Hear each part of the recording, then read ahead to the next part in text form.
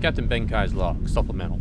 We received a disturbing report that Nihon Falcom's new remake of the first Trails in the Sky game will not be getting a DRM-free release on GOG. This decision is quite unusual when every other Falcom game is available to purchase from this highly coveted store. Reports indicate that Falcom's publisher for the Trails Remake, Gungho, is the one responsible for making this highly illogical choice. Why have they chosen to deprive the citizens of GOG the ability to play this highly anticipated game when such a huge fanbase for the Trails games exists there? We are currently in pursuit of a Gungho vessel to find out why they've taken this strange course of action, and, if necessary, I am prepared to persuade them via any means I deem appropriate. Report. Sensors are detecting a vessel in this system. Looks like the ship we're looking for. Lieutenant, hail them. Yes, sir. Hailing frequencies open. Gungho vessel. This is Captain Benkai of the USS Freedom. We've heard an egregious rumor that your company is refusing to release the Trails in the Sky remake on the GOG platform. We are requesting additional clarification. Please respond. No response. Figures. Captain, they are making a run for it. Well, that's not very nice of them. Get a tractor beam on them until they answer us. Tractor beam engaged. Captain, we really shouldn't be using the tractor beam. Your concern will be noted in my log, but I'm going to be getting some answers one way or another. We are being hailed. That got their attention. On screen. We do nothing wrong. Why do you hold us here? Now it makes sense. A Packlid is running the company. Yes, we are Packlid. Do you understand the mistake you're making right now? It is difficult to understand. Well, I'll see if I can explain it to you real slow then. Alright? Yes. We are Packlid.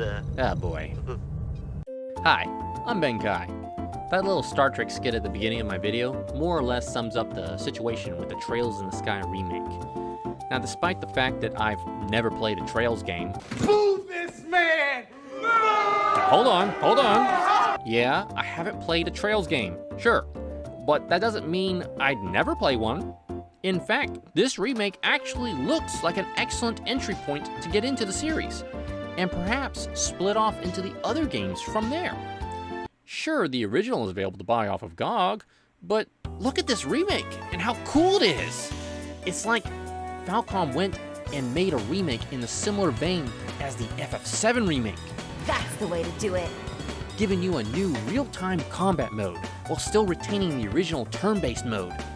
Yeah, the old sprites have their charm, but these new 3D graphics make me go, whoa, yeah! And what better place to play the Trails series than on GOG, where you can play the entire series, DRM-Free. Nihon Falcom have always been huge proponents of GOG and their DRM-Free policy. They were one of the earliest Japanese developers to bring their catalog to GOG, ridding their titles of all DRM. They've released all of their PC games on this digital storefront, with a lot of them even getting released the same day as Steam or the consoles. Even now, 2 new Falcom games called Trails Beyond the Horizon and YS vs. Trails in the Sky are scheduled to release on GOG in the near future. With all the support Nihon Falcom have put into the DRM-Free movement, they've gained a lot of new, passionate fans. So I'm a little confused why the most anticipated Falcom game in ages has no marketing at all for GOG. No, God! There's no coming soon store page. No, God, please, no! No mention of GOG on any of their social media feeds. No! No! And none of the trailers list GOG as a place to buy it. No! Why have they suddenly shuttered all of their new fans? Well, it may have something to do with their new publisher, Gungho. You see, Falcom have used different publishers over the years for their various games. And it is the publishers that decide how the games get distributed, but it didn't matter which publisher Falcom went with. They all supported Nihon Falcom's wish for a DRM-free future. That is, until they chose Gungho. Gungho did at one point have a single game on GOG, Grandia 2. They released it there in 2015, but 5 years later, when they put out an HD remaster for Grandia 2 on Steam, They pulled the original version off of GOG.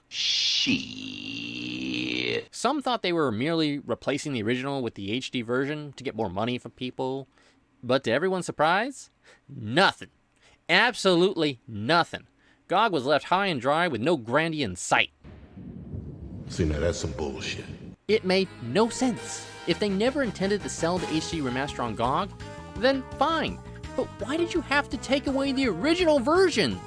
Because you thought it would hinder your HD sales? Is it because you think you'll lose money to the pirates for not having DRM on it? To understand why Gungho and other companies refuse to sell games without DRM, we have to understand what DRM is.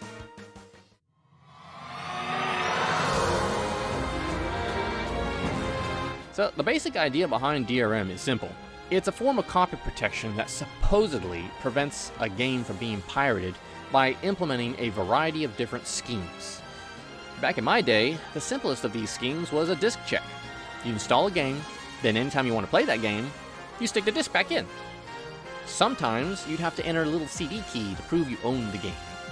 Real simple, but more advanced forms of DRM have become far more insidious.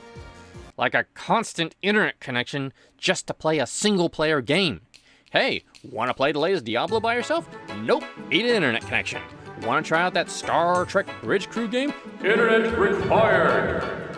Okay, well what about the single player of any Call of Duty game? Nuh-uh, frack you, get some internet, sucker. But the most common DRM to be implemented has been Steamworks, found only on games bought from Gaben's Steam store. That one requires an internet connection just for whenever you want to install or reinstall your game. But once it's on your computer, then you're good to go. But sometimes not. The thing is, if for whatever reason, Steam got nuked from orbit, then your entire library is worthless. You own nothing. They state so in plain English in their legal description.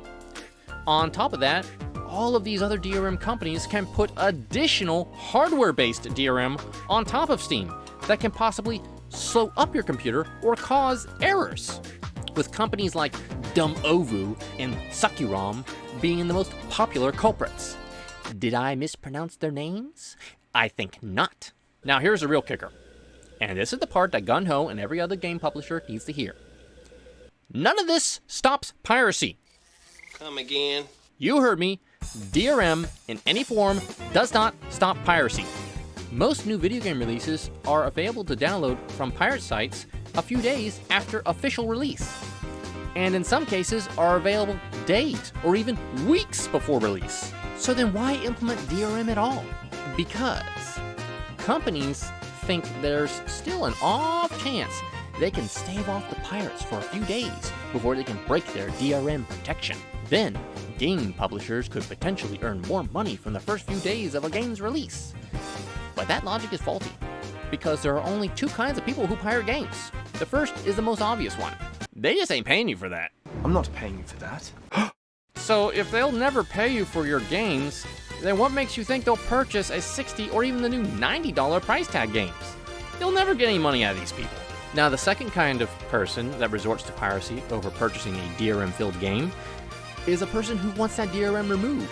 You see, aside from DRM threatening the ownership of your purchased games, it can cause many computers to just go blue screen of death on you.